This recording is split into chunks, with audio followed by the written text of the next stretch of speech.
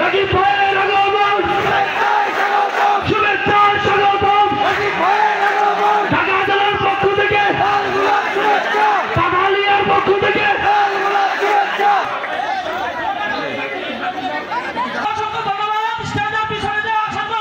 সংসদের বিপ্লবী সভাপতি। অনুষ্ঠান এখনই আমরা শুরু করব।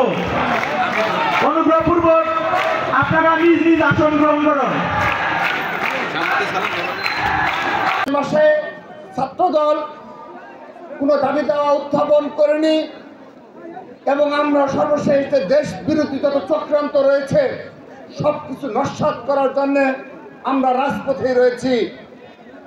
আমরা সেই শুরু থেকেই আমরা 5 আগস্টের পর থেকেই এই ডক্টর ইউনূস সাহেবের নেতৃত্বে যে নির্দলীয় সরকার গঠন করা হয়েছে তাদেরকে আমরা নিঃশর্তভাবে সমর্থন দিয়ে চলেছি এবং বাংলাদেশ জাতীয় ছাত্রদল অপর যারা ছাত্র সংগঠন রয়েছে যারা জুলাই আগস্ট আন্দোলনের একটি ব্যানারের নেতৃত্ব দিয়েছে, মানে দীর্ঘদিনের একটি রেজিম সিস্টেম, এই সিস্টেমটাকে একদিনেই যেমন ফ্যাসিস্ট হাসিনা পালিয়ে গেছে কিন্তু তার দোসররা কিন্তু বিভিন্ন সেক্টরে দায়িত্ব পালন করতেছে।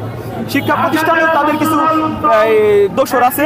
আপনারা দেখেছেন যে বিভিন্ন শিক্ষা প্রতিষ্ঠানে ছাত্ররা যখন আন্দোলন করেছে সেই আন্দোলন দমন করার জন্য ওই বিশ্ববিদ্যালয়ের প্রশাসন, ওই বিশ্ববিদ্যালয়ের শিক্ষকরা সেই আন্দোলন দমন করার জন্য চেষ্টা করেছেন।